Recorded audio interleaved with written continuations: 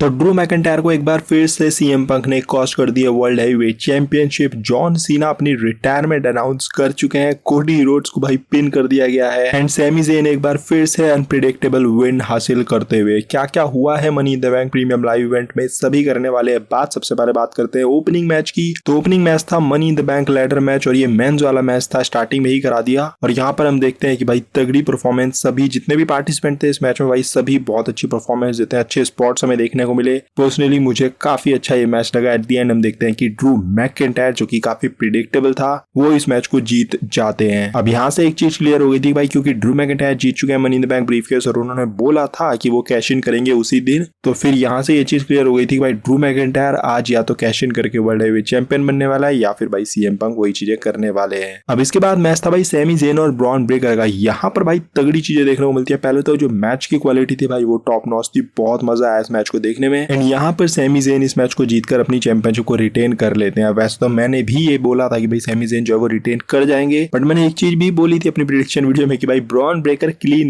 नहीं हारेंगे और यहाँ पर ब्रॉन ब्रेकर भाई क्लीन हार जाते हैं। बहुत तगड़ा ये शौक था क्योंकि जिस तरीके से ब्रॉन ब्रेकर की बुकिंग वगैरह चल रही थी, जो भी चीजें चल रही थी, लग नहीं रहा था कि वो क्लीन हारेंगे, बट सैमी ज़ेन ने उनको क्लीन हरा दिया। भाई सैमी ज़ेन एक और भाई विक्ट्री उसने ऐसी हासिल कर ली है जो कि बहुत ही अनप्रिडिक्टेबल थी। ऑफ कोर्स रेसलमेनिया में गुंथर को हराना बहुत शॉकिंग था और यहाँ पर ब्रॉन ब्रेकर को क्लीन हराना ये भी बहुत शॉकिंग था। तो भाई सैमी ज़ेन प्रूव कर रहे हैं कि भाई आप उनको अंडरडॉग तो ले रहे हो बट भाई वो अंडरडॉग तो नहीं रहा है अभी कहीं से भी। एंड मेरे हिसाब से सही रिजल्ट है क्योंकि भाई देखो ब्रॉन ब्रेकर को हराना क्लीन ठीक है, वो मेरे लिए था कि भाई ये शौक है बहुत तगड़ा, बट अगर आप देखोगे तो गुंथर को उसने हराया था और जिस बंदे ने गुंथर को हराया है अभी अभी हराया है, ऐसा भी नहीं बहुत टाइम हो चुका है, उसको आपको चैंपियनशिप रन थोड़ा अच्छा तो देना पड़ेगा और उस चैंपियन को भी आपको दिखाना पड़ेगा कि भाई ये कुछ है। तो ब्रॉन ब्रेकर को हराना इसीलिए मुझे लग रहा है कि सही लग रहा है अब मेरे को देखकर, क्योंकि भाई उस बंदे ने गुंथर को भी हराया था, इस बंदे ने गुंथर की चैंपियनशिप रेन हैंड करी थी, तो भाई इस बंदे को हल्के में कैसे ले सकते हो। तो ब्रॉन ब्रेकर को तो ये हरा ही सकता है ना क्लीन उस हिसाब से अगर आप देखोगे। तो फिर मैं कह रहा हूँ कि चलो ठीक है ब्रॉन ब्रेकर को क्लीन हारना, ऑफ कोर्स मैं फिर भी यही बोलूंगा कि शायद ना करते, कुछ और चीज करके रिटेन करवाते तो शायद बेटर रहता, बट अब जो हो गया है तो हो गया है। लेट्स सी अब आगे सैमी ज़ेन किस तरीके से करने वाले हैं। ब्रॉन ब्रेकर हारने के बाद कुछ उन्होंने करा नहीं धमाका, मुझे लग रहा था शायद हारने के बाद वो एंग्री होंगे, इधर उधर तोड़ फोड़ करेंगे, वो भी कुछ देखने को नहीं मिला। So let's see Bron Breakker क्या सैमी ज़ेन के ऊपर ही जाने वाले हैं चैंपियनशिप के लिए दोबारा से या फिर वो कहीं और मूव इन होने वाले हैं, तो वो एक चीज रहेगी देखनी वीकली शोज में। अब इसके बाद क्या होता है कि भाई ट्रेस स्ट्रैटस आती है, ट्रेस स्ट्रैटस अनाउंस करती है कि भाई जॉन सीना भी यहाँ पर आए हुए और हम देखते हैं फिर वहां पर जॉन सीना की एंट्रेंस होती है और जब उनकी एंट्रेंस हो रही होती है तो भाई उनकी शर्ट पर मैंने देखा लास्ट टाइम इज नाउ, तो भाई वही देखकर मूड खराब हो गया था। मैंने बोला यार ये लास्ट टाइम ना हो, क्या ये लास्ट अपीयरेंस होने वाली है जॉन सीना की, क्या होने वाला है क्या नहीं होने वाला है। तो वहां से जो है वो दिमाग जो है वो चलने लग जाता है इधर उधर चीजों में। एंड फिर जॉन सीना एंटर करते हैं, जॉन सीना अनाउंस करते हैं कि भाई वो रिटायरमेंट अपनी ऑफिशियली अनाउंस कर रहे हैं एंड वो यहाँ पर बताते हैं कि 2025 लास्ट ईयर होने वाला है उनका इन रिंग कॉम्पिटिशन से। साफ कर दिया उन्होंने कि वो रॉयल रंबल में भी आ सकते हैं, एलिमिनेशन चेंबर में भी आएंगे, रेसलमेनिया में भी आएंगे, तो ये इनके लास्ट अपीयरेंसेस होने वाली है इन पेपर व्यूज के अंदर। बाकी जॉन सीना से रिलेटेड बहुत सारे सवाल आई नो आपके माइंड में होंगे कि किस किस को वो फेस करने वाले हैं, कितने मैचेस रेसल करने वाले हैं, कहाँ कहाँ पर आने वाले हैं, तो सारी बातें हम सेपरेट वीडियो के अंदर करेंगे जॉन सीना के ऊपर, जो कि पॉसिबली मैं डे आफ्टर टुमारो को निकालूंगा। सो वेट करना उस वीडियो को, और इस वीडियो के लिए भाई चैनल को इसलिए सब्सक्राइब भी कर लेना और बेल आइकन को प्रेस कर लेना ताकि वो वीडियो जब अपलोड हो तो आपको नोटिफिकेशन मिल जाए। अब सीना के अनाउंसमेंट के बाद Damien priest versus Seth Rollins के बीच में मैच होता है वर्ल्ड हैवीवेट चैंपियनशिप के लिए। अब यहाँ पर जैसे ही मैच शुरू हुआ तो भाई माइंड में ये था कि भाई मैकिंटायर तो आने वाला है इस मैच के अंदर, कब आएगा किस स्पॉट पे आएगा वो देखना रहेगा इंटरेस्टिंग। तो जैसे ही मैच चलता है बीच में हम देखते हैं कि एक अजीब सा स्पॉट आता है जहाँ पर डेमियन प्रीस्ट को किक आउट करना होता है, बट डेमियन प्रीस्ट जो है वो किक आउट करना भूल जाता है और रेफरी को खुद ही वो फॉल को जो है वो ब्रेक करना पड़ता है। तो बहुत ही फनी, बहुत ही अजीब सा वो सेगमेंट लगा। आई डोंट नो प्रीस्ट के साथ क्या इश्यू था, क्या वो भूल गए थे या फिर चोट लगी थी सर्वर पे, कुछ इश्यू था, आई डोंट नो, बट कुछ तो था जिस वजह से वो किक आउट नहीं कर पाए। हम क्या देखते हैं कि मैच चल ही रहा होता है, अच्छा खासा मैच चल रहा होता है और मैच चलते चलते ही मैकिंटायर की एंट्रेंस हो जाती है और वो भाई अपना जो कैश इन है वो कर देते हैं और वो मैच बन जाता है ट्रिपल थ्रेड मैच। ये लास्ट टाइम हमने रेसलमेनिया में देखा था सेथ रॉलिंस के टाइम पे, तो ट्रिपल थ्रेड मैच बन जाता है और वहां से लग रहा था कि भाई आज तो मतलब मैकिंटायर जीत ही रहा है। मेरे माइंड में शायद ये चीज आ रही थी कि शायद सीएम पंक ना आए, क्योंकि सीएम पंक को शायद इसने साइड कर दिया है, ठिकाने लगा दिया है, तो शायद सीएम पंक इंजर्ड है या फिर उसको बहुत तगड़ा तरीके से इसने साइड कर दिया, तो शायद वो ना आए। बट हाँ माइंड में था थोड़ा बहुत कि भाई सीएम पंक है वो मतलब आ तो सकता है, क्योंकि जिस तरीके से चीजें सेट हुई थी। एंड देन हम क्या देखते हैं कि भाई मैकिंटायर जैसे ही विक्ट्री के लिए जा रहे होते हैं, सीएम पंक वहां पर आ जाते हैं रिंग के नीचे से एंड ऑफ कोर्स वही अटैक वगैरह चलने लग जाता है मैकिंटायर के ऊपर एंड वो टाइटल से भी अटैक करते हैं ड्रू मैकिंटायर के ऊपर, जिसके बाद डेमियन प्रीस्ट को मौका मिलता है अपना फिनिशर लगाकर उस मैच को जीत जीतने का। तो डेमियन प्रीस्ट जो है वो रिटेन कर जाते हैं अपनी चैंपियनशिप वहां पर। एंड सीएम पंक भाई अनाउंसर टेबल पर बैठकर जो है वो चौड़ में इस मैच को देखते हैं, लास्ट का जो भी स्पॉट था। एंड उसके बाद मैच के बाद भी हम कुछ इंटरेस्टिंग देखते हैं कि सेथ रॉलिंस आते हैं भाई सीएम पंक के पास और वो बोलते हैं भाई तूने मेरे को भी एक्सक्लूड कर दिया, क्योंकि ऑब्वियसली अगर आप देखोगे तो ना सिर्फ उसने ड्रू मैकिंटायर को ही मैच कॉस्ट किया है बट बल्कि उसने सेथ रॉलिंस को भी ये मैच कॉस्ट कर दिया है। तो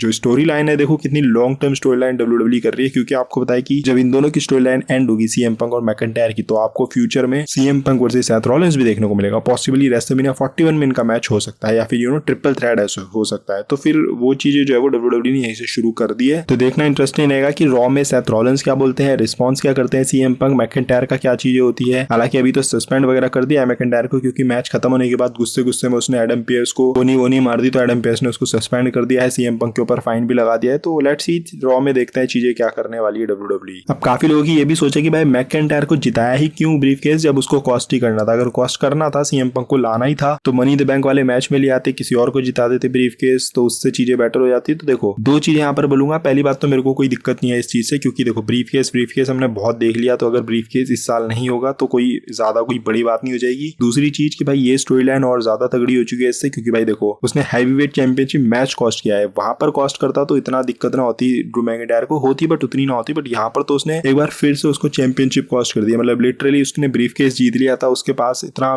करीब आ गया था चैंपियनशिप का, अगेन इसको कॉस्ट कर दिया, तो और तगड़ा वो पिस्ड ऑफ होगा उससे और ज्यादा इंटेंस ये स्टोरी लाइन जाएगी, तो उसके लिए भी बेटर। और एक और रीजन देता हूँ इंपॉर्टेंट कि इस चीज की वजह से डेमियन प्रीस्ट भी रिटेन कर पाए अपनी चैंपियनशिप, क्योंकि सेथ रॉलिंस को उन्होंने डब्ल्यूडब्ल्यू ने क्लीन नहीं हरवाना था, ये भी एक चीज है। और एक और चीज ये है कि जो सेथ रॉलिंस के साथ सीएम पंक की भी फ्यूड डब्ल्यूडब्ल्यू को आगे चलकर करानी है, तो उसके लिए भी यहाँ से बिल्डअप जो है वो करना स्टार्ट कर दिया है। तो आपको ये भी पता है कि भाई सीएम पंक और सेथ रॉलिंस की फ्यूचर में फ्यूड होने वाली है, जो इसके बाद नेक्स्ट ही होने वाली है। हो सकता है ट्रिपल थ्रेड मैच हो रेसलमेनिया 41 में, तो बहुत सारी चीजें हैं, तो उसके लिए बिल्ड भी चाहिए था डब्ल्यूडब्ल्यू को। तो एक रीजन यहाँ पर दे दिया है सेथ रॉलिंस के लिए भी कि भाई तेरे को भी उसने जो है वो कॉस्ट कराया मैच। तो यहाँ पर जो है वो बहुत सारी चीजें जो है वो की गई है इस एक इंसिडेंट से, तो ये चीज सोचो। तो इसलिए मेरे को कोई दिक्कत नहीं है इस पूरे इंसिडेंट से जो भी कुछ हुआ। बाकी मनी इन द बैंक बहुत देख लिया था, तो इसलिए मेरे को कोई खास फर्क पड़ता नहीं है उसके इस साल साइड होने से। अब इसके बाद बात करें अगले मैच की, जो कि था women's ladder match for the money in the bank briefcase. Now इस मैच में भी वही हुआ, ट्रिफनी स्ट्रैटन इस मैच को जीत जाती है, जो कि काफी प्रिडिक्टेबल था। चेल्सी ग्रीन और उन दोनों के बीच में कंपटीशन यहाँ पर नजर आ रहा था कि यही दोनों में से कोई ना कोई जीतने वाला है। एंड एट द एंड ट्रिफनी जीत जाती है, जो कि बहुत ही सही चॉइस थी, बिकॉज ट्रिफनी का पता ही है भाई कि तहलका चल रहा है इस टाइम पे, और आगे चलकर she'll be one of the biggest superstars, तो उनका जीतना बिल्कुल ही परफेक्ट था। बाकी प्रिडिक्शन तो भाई 100% सही थी। तुम्हें पता ही है भाई को तुम्हारी आदत है यार प्रिडिक्शंस मतलब पूरी सही करने की, तो यहाँ पर भी एक और पेपर भी हमने जो है वो 100% सही प्रिडिक्शन के साथ किया है। थोड़ा बहुत बस गलती ये थी कि ब्रॉन ब्रेकर क्लीन मैंने बोला था कि नहीं हारेंगे, और वो क्लीन हार गए, बट हाँ मैंने पिक सैमी ज़ेन को ही किया था और सैमी ज़ेन ही जीते। खैर एनीवे अगले मैच पर आ जाते हैं, that was the main event, blood line versus the baby face team. अब यहाँ पर भाई ब्रूटैलिटी जो भी सब एक्सपेक्टेड था सब कुछ इस मैच में हुआ, बट हाँ मुझे एक्सपेक्टेड था कि कुछ ना कुछ लास्ट में कुछ केओस, कुछ ना कुछ तगड़ा, कुछ ना कुछ तो होगा। बट तो तगड़ा क्या हुआ, वो तगड़ा ये हुआ कि सोलो सिकुआ ने पिन कर दिया है कोडी रोड्स को। अब मैच जीतना ब्लड लाइन का एक्सपेक्टेड था, कोई भी चांस नहीं था बेबी फेस का इस मैच को जीतने का, तो ब्लड लाइन ने ही जीतना था। किस तरीके से जीतना था, तो वहां पर डब्ल्यूडब्ल्यू ने क्या किया कि जिस वक्त लग रहा होता है कि भाई बेबी फेस टीम जीतने वाली है, उस पॉइंट पे जेकब फातू आते हैं, जेकब फातू मिक्स में आते हैं और जेकब फातू तहस नहस कर देते हैं सबको, एंड सोलो सिकुआ के लिए एक अपॉर्चुनिटी क्रिएट करते हैं। सोलो सिकुआ अपना समोन स्पाइक लगाते हैं एंड कोडी रोड्स को वहां पर पिन कर देते हैं। तो दो तीन चीजें यहाँ पर क्लियर हो चुकी है। पहली तो ये कि सोलो सिकुआ समर स्लैम में कोडी रोड्स के अगेंस्ट जाने वाले हैं, जो उन्होंने प्रोमो में बोला था स्मैकडाउन में, वो चीज यहाँ पर कर दी है। तो क्लियर है यहाँ से कि कोडी और सोलो सिकुआ के बीच में फ्यूड होने वाली है, पिन कर दिया। आप तो उसको चैंपियनशिप मैच उसने अर्न कर लिया है। बाकी मैच के दौरान एक फनी बॉच भी हमें देखने को मिलता है, जिस वक्त टामा लोंगा को लो ब्लो लगानी होती है केविन ओवेंस को, तो वो पहले अटेम्प्ट में तो नहीं मार पाते हैं, दूसरे अटेम्प्ट में फिर से मारते हैं, दूसरे अटेम्प्ट में वैसे तो मार देते हैं बट वो भी प्रॉपर्ली नहीं मारते क्योंकि वो टामा लोंगा के सर पे ही मार देते हैं। बट खैर एनीवे अगर ऐसे बॉचेस करेंगे तो भाई टामा लोंगा के लिए दिक्कत हो सकती है। एंड हाँ मैं इतना कह सकता हूँ कि जो ब्लड लाइन की जो सोलो सिकुआ वाली जो ब्लड लाइन है, इसमें टामा लोंगा यार एक वीक लिंक तो मुझे नजर आ रहे हैं। मतलब उस बंदे को काम करने की जरूरत है, अदरवाइज मुझे नहीं लगता है कि वो ज्यादा टाइम तक टिक पाएगा अगर ऐसे बॉचेस वो करेगा। अगर फ्यूचर में भी उसने ऐसा कुछ करा तो भाई डब्ल्यूडब्ल्यू को उसको साइड करने में टाइम नहीं लगेगा। वैसे भी वो उसका खास कुछ इनपुट नजर नहीं आ रहा है इस ब्लड लाइन की स्टेबल में। बाकी ओवरऑल अगर मैं शो की बात करूं तो शो वाज अ बैंगर, मुझे अच्छा लगा, शो काफी एंटरटेनिंग था, रिजल्ट्स काफी प्रिडिक्टेबल थे ऑल्दो, बट जॉन सीना की जो अपीयरेंस थी वो शॉकिंग थी, सीएम पंक का जो भी इंटरप्शन वगैरह था वो शॉकिंग था। टर्न हमें देखने को नहीं मिला यहाँ पर, मतलब हम एक्सपेक्ट कर रहे थे कि शायद फिन बैलर टर्न कर जाएंगे डेमियन प्रीस्ट पे, बट वहां पर डब्ल्यूडब्ल्यू ने वो सीएम पंक वाली चीज डाल दी, तो इसलिए डब्ल्यूडब्ल्यू को लगा कि दो चीजें एक साथ नहीं कर सकते एक मैच के अंदर। एंड देन लास्ट में रैंडी ऑर्टन का टर्न वगैरह हम एक्सपेक्ट कर रहे थे तो वो भी नहीं हुआ है, तो वो भी शायद इसलिए नहीं कराए क्योंकि समर स्लैम में WWE को कोडी वर्सेस सोलो करना है, तो इसलिए रैंडी ऑर्टन का जो टर्न है उसको अभी बचा के रखा है आगे के लिए। बाकी ओवरऑल शो मेरे हिसाब से अच्छा खासा था, डिसेंट था। आपको ये शो कैसा लगा नीचे कमेंट सेक्शन में बता सकते हो। वीडियो थोड़ी पसंद आएगी तो don't forget to like, comment and smash subscribe button. मिलते हैं अगली वीडियो के अंदर। Till then love you all and do not give up, just keep fighting.